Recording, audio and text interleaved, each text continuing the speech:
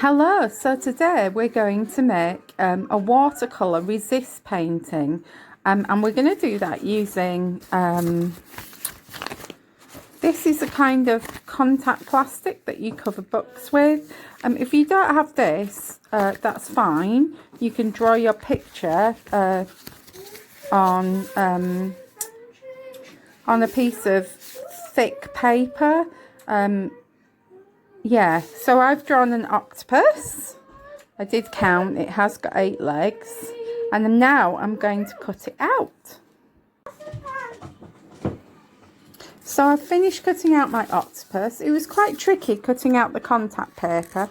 And now I'm going to peel off the back layer and stick it down on my sheet of watercolour paper. Now if you don't have watercolour paper, any kind of thick paper or thick white card would be ideal. And if you don't have contact paper and you've cut out a regular shape, just pop a little light coating of Pritt stick on the back and stick it down. So I've stuck down my contact paper now. You can see I've tried to press out all the wrinkles because we don't want any bits where the paint can get underneath the contact paper and spoil the resist effect. So now I'm gonna use some watercolor paints to paint over it. Okay, so I've started to put some watercolor paint on my paper now, and you can see what's happening.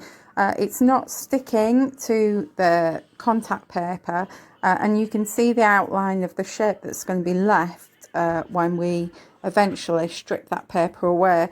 I started off really quite pale, but I wasn't too keen on that effect. I felt like it needed a bit more vibrancy, a bit more difference between the white and the colour. So as I moved down here, I increased the amount of colour that I use, the amount of pigment.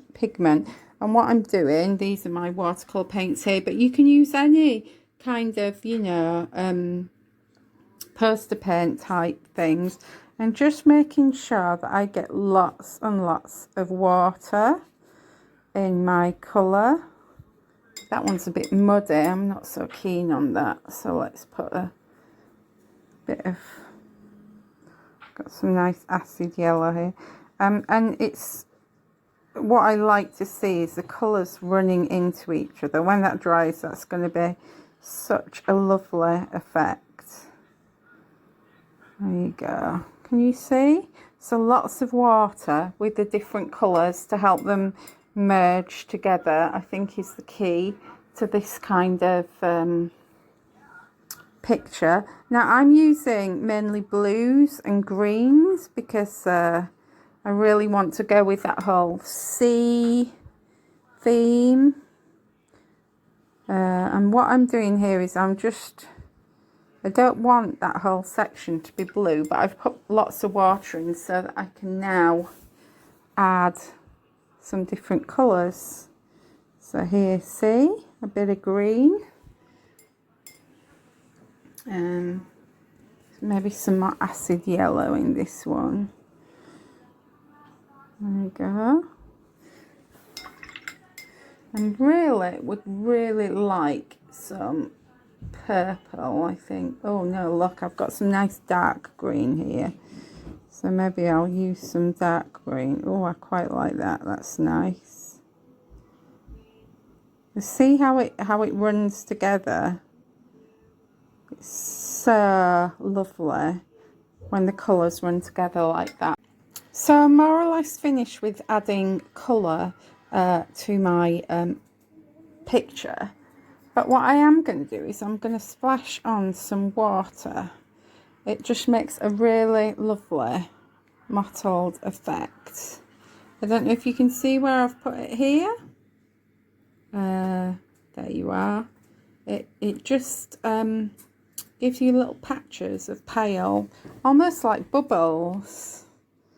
So I'm going to do that, and then what I might do as well is I might flick on some different colours of watercolour paint.